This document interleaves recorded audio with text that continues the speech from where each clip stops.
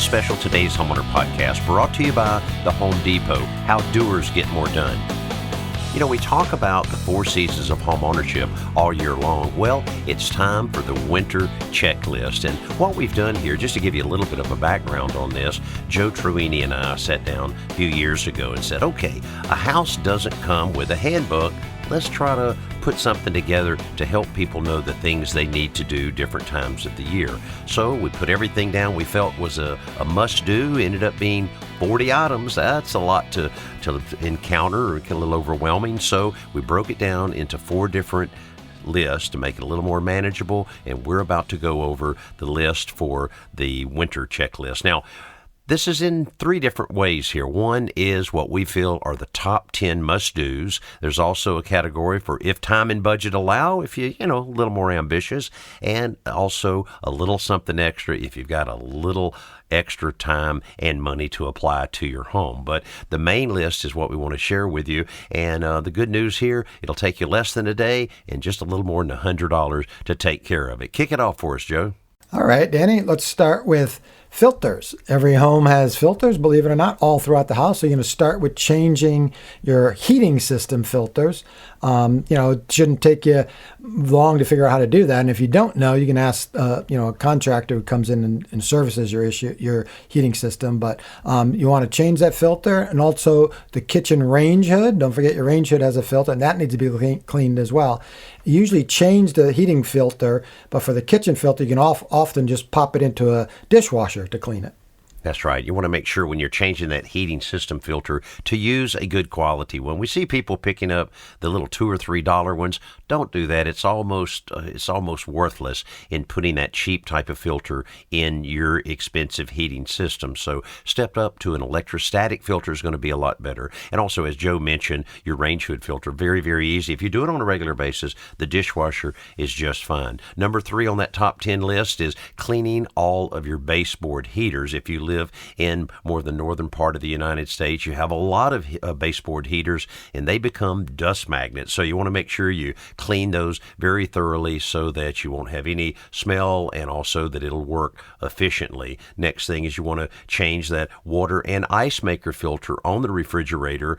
So while you're there taking care of that kitchen range hood filter, go ahead and make sure that you change that filter out, because we drink a lot of water these days. You want to make sure that it's as pure as it can be.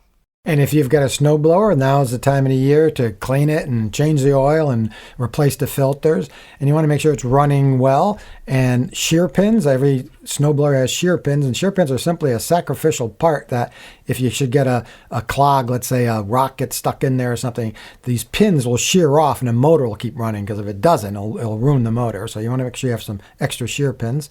And you want to gather your tools and supplies for removing ice from walkways, driveways. This is a very slippery time of year outdoors in most places, so you want to avoid all those accidents.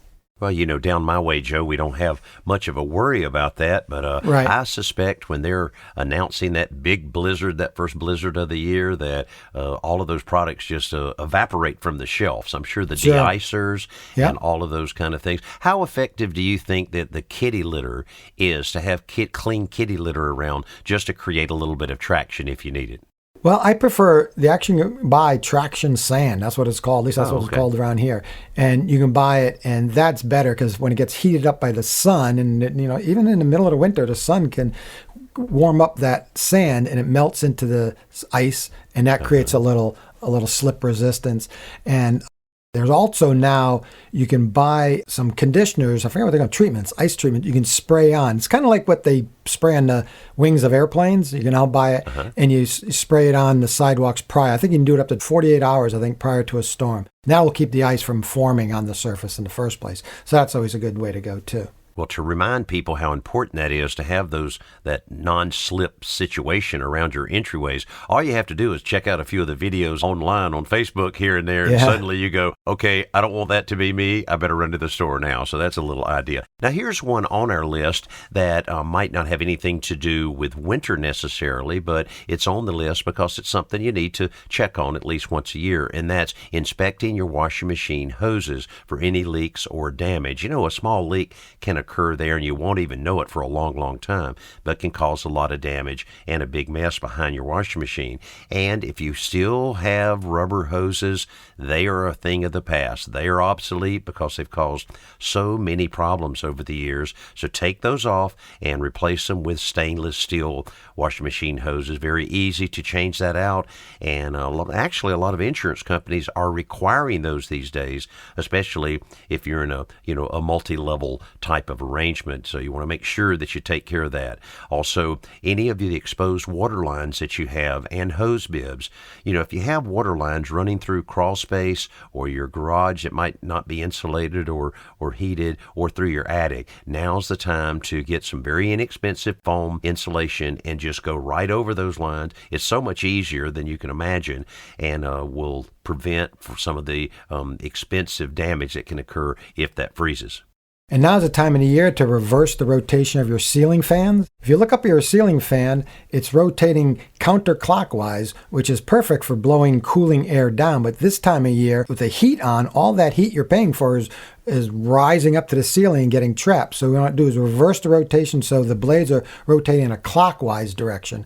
And there's usually a little switch right on the side of the motor above the blades, or if your fan has a remote, there's usually a switch right on that. So you want to make sure those blades during the winter are rotating in a clockwise direction.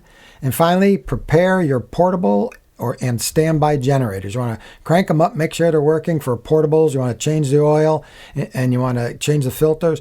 And you also want to, with a portable, you want to check it at least once a month. You want to crank it up and plug in a tool. That's really important. It might not produce electricity just because the motor's running.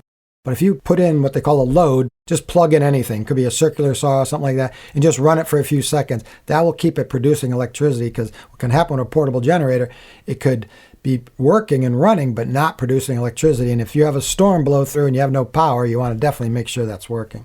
Now, that may sound like a lot of work, those 10 items that we just shared with you. By the way, you can print out a copy of exactly what we're sharing with you here by going to todayshomeowner.com/4seasons. And, of course, any of the little products that we talk about there, which is really only a little more than $100, you'll be able to get at your local Home Depot. So that's what we feel is somewhat essential to maintaining your home. Won't take you long, and you don't have to do it all at one time. You can do a little here and a little there. Now, if you get all of that done and you have a little extra time and a little bit of the budget left over, here are just a few other ideas that are just some random things that are great when you're really that proactive homeowner to get a few things done. So what about empty bookcases and wipe the shelves down? You might be sitting there right now and you're looking up at some books and you know there's a lot of dust on there.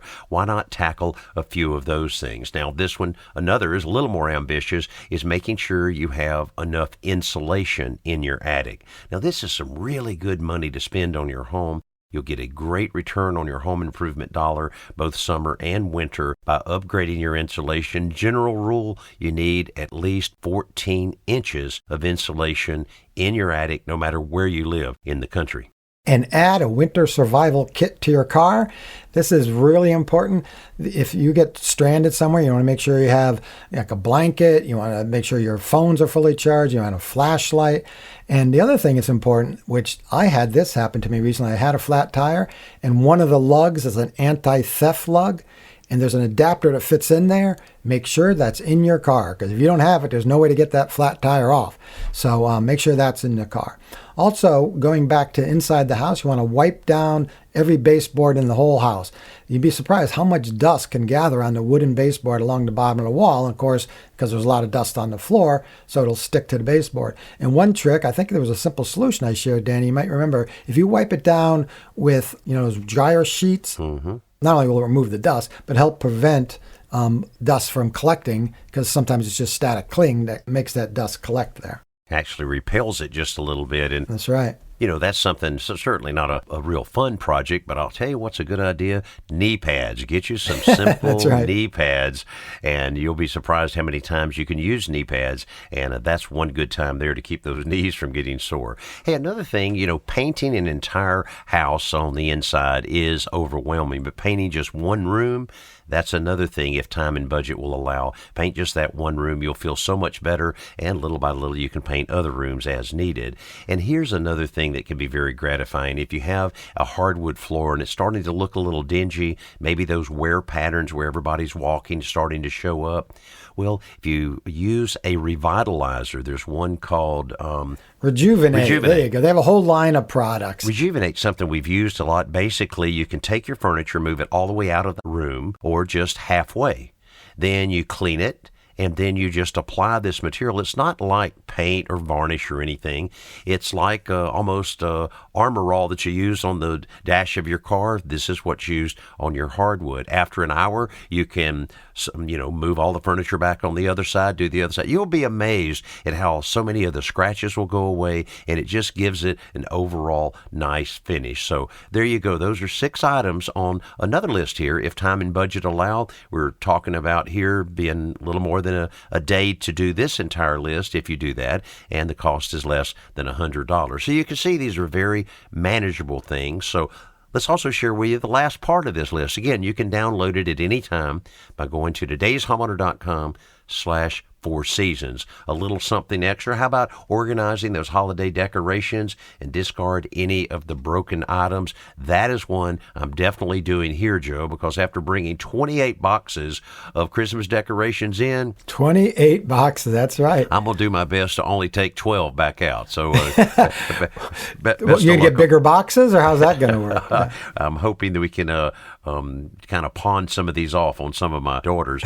Another thing on this list is some of the stain on some of your floors, the grout. There's this really good coloration or stain that you can use on the grout to stain it the same color that it is to make it very consistent, or you can even alter the color a little bit if you want. That is a simple one. You'll be surprised at the results after doing that.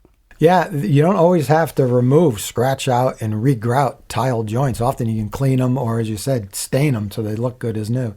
You also, this is sort of an odd one, but you actually should vacuum your curtains. They recommend vacuuming curtains because if you think about it, all that dust flying around your house, it's going to settle on surfaces. Well, on fabric, it can stick to it pretty easily. So you want to vacuum. It only takes a couple of seconds, but you want to vacuum it out. And then clean and organize one closet. We're not telling you to do the entire house, all the closet, but just pick one. Because when you organize a closet, clean it out, you often don't have to do it again for about a year. So if you do one closet, you can do another closet another month or so. It doesn't matter. And it doesn't even matter which closet you start with. I guess you should start with, usually people start with the one in the bedroom, the ones they're going in and out of all the time. But almost any closet. But again, just do one.